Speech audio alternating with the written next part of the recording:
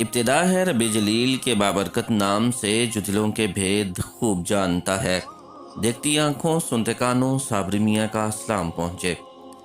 ناظرین محترم، بخاری شریف جلد اول میں ہے، حضرت ابن عباس رضی اللہ تعالی عنہ سے مروی ہے کہ انہوں نے کہا، میری خواہش ہے کہ میں امیر المومنین حضرت عمر رضی اللہ تعالی عنہ سے یہ معلوم کروں کہ نبی کریم صلی اللہ علیہ وآلہ وسلم کی بیویوں میں سے وہ دو عورتیں کون سی تھیں جن کے بارے میں اللہ کریم نے سورہ تحریم میں ارشاد فرمایا ہے۔ آپ کہتے ہیں، ایک مرتبہ میں نے حضرت عمر رضی اللہ تعالی عنہ کے ساتھ حج کیا۔ آپ رضی اللہ تعالی عنہ راستے سے مڑے تو میں بھی چھاگل لے کر ان کے ساتھ مڑا۔ وہ آگے چلے گئے اور اپنی حاجت پوری کی۔ جب واپس آئے تو میں نے ان کے ہاتھوں پر پانی ڈالا۔ انہوں نے وضو کیا تو میں نے پوچھا، اے امیر المومنین، اللہ کے نبی صلی اللہ علیہ وآلہ وسلم کی ازدواج میں سے وہ کون سی دو تھیں کہ جن کے بارے میں اللہ عز و جل نے فرمایا، اگر تم دونوں اللہ کی جناب میں توبہ کرو تو بہتر ہے۔ حضرت عمر رضی اللہ تعالی عنہ نے فرمایا، اے ابن عباس، آپ پر تعجب ہے، یعنی آپ کو پتہ نہیں، اس سے عائشہ اور حفصہ مراد ہیں۔ یہ کہہ کر آپ رضی اللہ تعالی عنہ نے پورا واقعہ بیان کیا اور فرمایا، میرا ایک انصاری پڑوسی مدینہ کے بلند دیہات میں بنی امیہ بن زید کے گاؤں میں رہتا تھا۔ میرا بھی پڑاؤ اس کے ساتھ تھا۔ ہم باری باری نبی کریم صلی اللہ علیہ وآلہ وسلم کی بارگاہ میں حاضر ہوتے تھے۔ ہم قریش کے لوگ عورتوں پر غالب رہا کرتے تھے، لیکن جب ہم مدینہ میں انصار کے پاس آئے تو دیکھا ان کی عورتیں ان پر غالب ہیں۔ یہ رنگ دیکھ کر ہماری عورتوں نے بھی انصاری عورتوں کا وطیرہ اختیار کر لیا۔ ایک بار ایسا ہوا کہ میری بیوی نے مجھے جواب دیا جس پر میں اسے ناراض ہوا۔ وہ کہنے لگی، آپ میرا جواب دینا کیوں برا سمجھتے ہیں، حالانکہ نبی کریم صلی اللہ علیہ وآلہ وسلم کی بیویاں بھی ایسا کرتی ہیں، اور ان میں سے تو کوئی تو شام تک آپ صلی اللہ علیہ وآلہ وسلم سے خفا رہتی ہے۔ حضرت عمر رضی اللہ تعالیٰ عنہ فرماتے ہیں، یہ سن کر میں گھبرایا اور کہا، ان میں سے جو بھی ایسا کرتی ہے وہ بڑا نقصان اٹھائے گی۔ پھر میں نے اپنے کپڑے پہنے اور اپنی بیٹی حفصہ کے پاس چلا آیا۔ میں نے حفصہ سے کہا، کیا تم میں سے کوئی سارا دن اور رات رسول صلی اللہ علیہ وآلہ وسلم کو غصہ میں رکھتی ہے؟ حفصہ رضی اللہ تعالی عنہا نے کہا، ہاں۔ میں نے کہا، جو ایسا کرتی ہے وہ تباہ و برباد ہوئی۔ کیا تم اللہ کے غضب سے نہیں ڈرتی کہ اس کے رسول صلی اللہ علیہ وآلہ وسلم کو غصہ دلاتی ہو؟ یاد رکھو، ایسا کرنے سے تباہ ہو جاؤ گی۔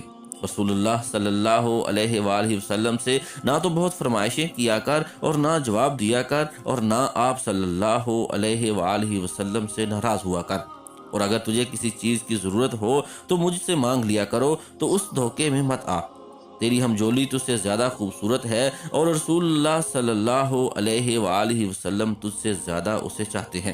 اس سے امیر المومنین رضی اللہ تعالیٰ عنہ کا اشارہ حضرت عائشہ صدیقہ رضی اللہ تعالیٰ عنہ کی طرف تھا۔ حضرت عمر رضی اللہ تعالیٰ عنہ فرماتے ہیں، پھر ایک دن ایسا ہوا کہ میرا انصاری ساتھی مدینہ سے واپس لوٹا تو زور زور سے میرا دروازہ کھٹکھٹانے لگا۔ میں نے پوچھا، کیا ہوا؟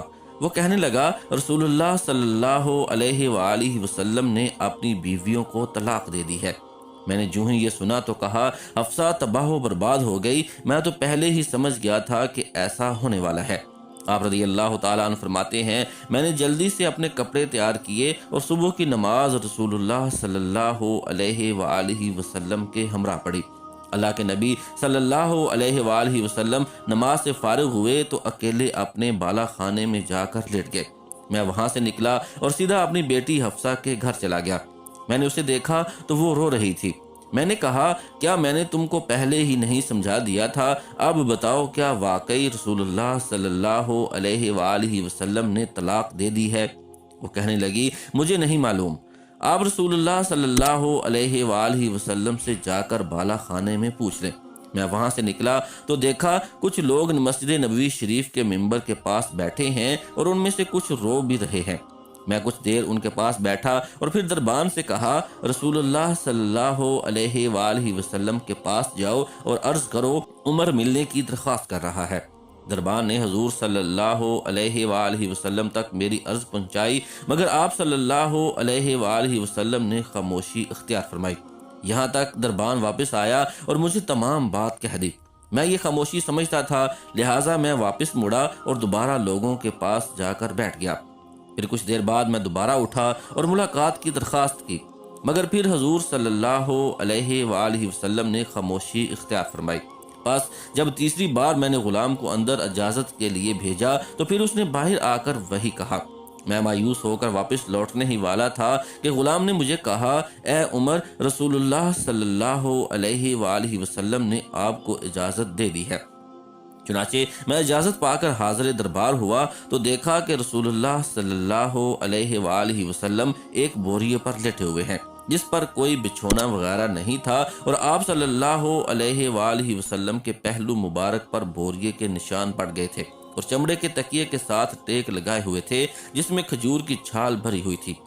میں نے سلام عرض کیا اور دریافت کیا، کیا آپ صلی اللہ علیہ وآلہ وسلم نے اپنی بیویوں کو طلاق دے دی ہے؟ آپ صلی اللہ علیہ وآلہ وسلم نے میری طرف نگاہ اٹھائی اور فرمایا، نہیں۔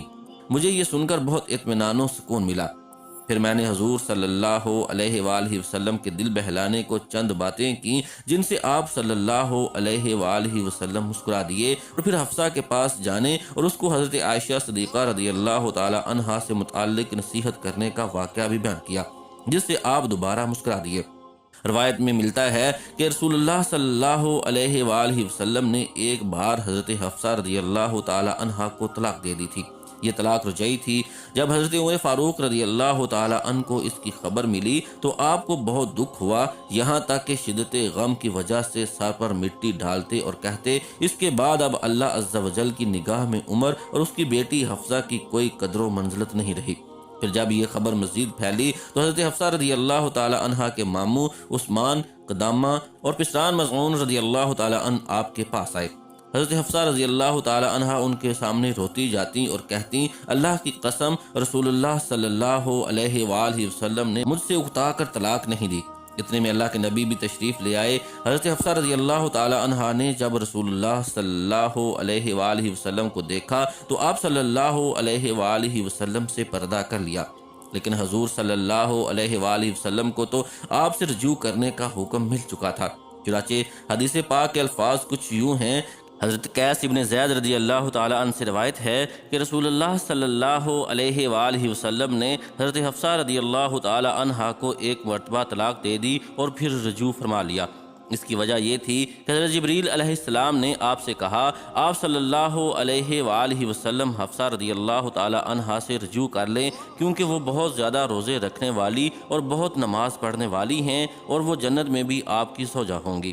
شارحین کرام نے اس حدیث پاک کی روح سے بہت زیادہ مسائل بیان فرمائے ہیں، جیسا کہ طلاق رجعی وغیرہ کے احکامات، مگر اس حدیث پاک کی تشریح میں ایک اہم بات ام المومنین حضرت حفصہ رضی اللہ تعالی عنہا کی اللہ رب العزت کے ہاں قدر و منزلت اور مقبولیت و محبوبیت بھی بیان کی جاتی ہے۔ بلا شبہ اس میں آپ رضی اللہ تعالی عنہا کی سیرت و کردار کے پہلو کو اجاگر کیا گیا ہے۔ دعا ہے اللہ وحدہ لا شریک آپ رضی اللہ تعالی عنہا کی مرکز پرانوار پر اپنی لاتعداد رحمتوں کا نزول فرمائے، آمین ثم آمین یا رب العالمین۔